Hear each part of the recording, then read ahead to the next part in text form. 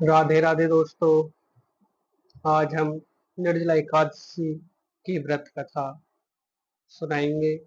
श्री भीमसेन व्यास जी से बोले, हे पितामह, भ्राता युधिष्ठिर, माता कुंती, द्रौपदी, अर्जुन, नकुल और सहदेव आदि सब एकादशी के दिन अन्न खाने को मना करते हैं, परंतु मैं उनसे कहता हूँ कि भाई, भक्ति पूर्वक भगवान की पूजा आदि तो मैं कर सकता हूँ, दान भी दे सकता हूँ, परंतु भोजन के बिना नहीं रह सकता।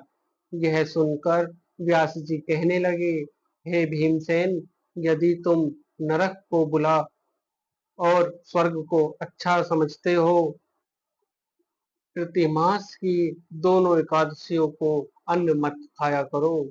तब भीमसेन ने कहा, हे पितामह, मैं तो पहले ही कह चुका हूँ कि मैं भोजन के बिना नहीं रह सकता। यदि वर्ष में कोई एक भी व्रत हो तो मैं वह रख सकता हूँ। मेरे पेट में व्रत नाम वाली अग्नि है। मैं अन्न के भोजन बिना पूरा उपवास तो क्या, एक समय भी बिना भोजन किए नहीं रह सकता हूँ। अतः आप मुझको कोई ऐसा व्रत बताइए जो वर्ष में केवल एक बार ही करना पड़े और मुझको स्वर्ग की प्राप्ति हो जाए। श्री व्यास जी कहने लगे कि पुत्र, बड़े बड़े ऋषियों ने अनेक शास्त्र आदि बनाए हैं, जिनमें वर्णित उपायों के द्वारा थोड़े परिश्रम से ही स्वर्ग की प्राप्ति हो सकती है, परंतु उन शास्त्रों में भी दोनों पक्षों की एकादशी का व्रत मुक्ति के लिए श्रेष्ठ लिखा है।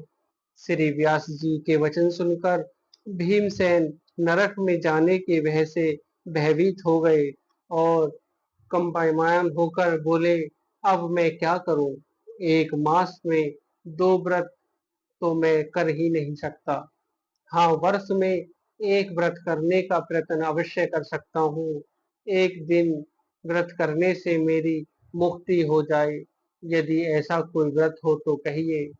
यह बात सुनकर व्यास जी कहने लगे कि वृष और मिथुन की संक्रांति के बीच जेठ मास के शुक्ल पक्ष की जो एकादशी आती है, उस एकादशी का नाम निर्जला है। तुम उस एकादशी का व्रत करो। इस एकादशी के व्रत में स्नान और आचमन के सिवा जल वर्जित है। आचमन में 6 मासी जल से अधिक नहीं होना चाहिए, अन्यथा वह मदपान के सदृश हो जाता है। इस दिन भोजन नहीं करना चाहिए, क्योंकि भोजन करने से व्रत नष्ट हो जाता है। इस एकादशी के दिन सूर्य उदय से लेकर द्वादशी को सूर्योदय तक जल ग्रहण न करने से समस्त एकादशियों के व्रत का फल प्राप्त होता है। द्वादशी को सूर्योदय से पहले उठकर स्नान आदि करके ब्राह्मणों को दान आदि देना चाहिए। इसके पश्चात भूखे और 7 पात्र ब्राह्मणों को भोजन कराकर फिर स्वयं भोजन करना चाहिए। इसका फल एक वर्ष की संपूर्ण एकादशियों के फल के बराबर होता है। व्यास जी कहने लगे कि हे भीमसेन, यह मुझको स्वयं भगवान ने बतलाया है। इस एकादशी का पुण्य समस्त तीर्थों और दानों से बढ़कर है। केवल एक दिन मनुष्य निर्जल रहने से पापों से मुक्त हो जाता है। जो मनुष्य निर्जला एकादशी का व्रत करते हैं, उनको मृत्यु के समय यमदूत आकर नहीं घेरते, वरन भगवान के पार्षद उसको पुष्पक विमान में बिठाकर स्वर्ग को ले जाते हैं। अतः संसार जनों को यह सर्वश्रेष्ठ निर्जला एकादशी का व्रत अवश्य करना चाहिए। उस दिन ओम नमो भगवते वासुदेवाय इस मंत्र का उच्चारण तथा गोदान भी करना चाहिए। व्यास जी की आज्ञानुसार भीमसेन ने भी इस व्रत को किया। इस कारण इस एकादशी को भीमसेनी या पांडव एकादशी भी कहते हैं। निर्जला एकादशी का व्रत करने से प्रथम भगवान का पूजन करके यह प्रार्थना करें, हे भगवान, आज मैं निर्जला व्रत करता हूँ, दूसरे दिन भोजन करूंगा।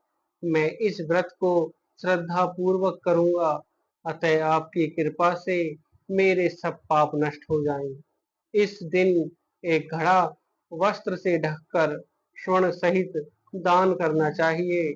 जो मनुष्य इस व्रत को करते हैं, उनको करोड़ फल सोने के दान का फल मिलता है, और जो इस दिन यज्ञ आदि करते हैं, उनका फल तो वर्णन ही नहीं किया जा सकता।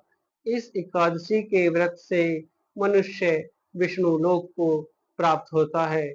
जो मनुष्य इस दिन अन्न खाते हैं, वे चांडाल के समान हैं और अंत में नरक में जाते हैं। ब्रह्म हत्यारे, मद्यपान करने वाले, चोर तथा गुरु के साथ द्वेष करने वाले भी इस व्रत के करने से स्वर्ग में जाते हैं। हे कुंती पुत्र, श्रद्धा पूर्वक व्रत को करने के बाद सर्वप्रथम भगवान का पूजन, गोदान, ब्राह्मणों को मिष्ठान तथा दक्षिणा देनी चाहिए। निर्जला के दिन अन्न, वस्त्र, छत्र, जूते आदि का दान करना श्रेष्ठ है। जो मनुष्य भक्ति पूर्वक इस व्रत कथा को पढ़ते हैं व सुनते हैं, उनको स्वर्ग की प्राप्ति होती है। अगर आपको मेरी यह वीडियो अच्छी लगी हो तो वीडियो को लाइक करें और चैनल को सब्सक्राइब करें। राधे राधे।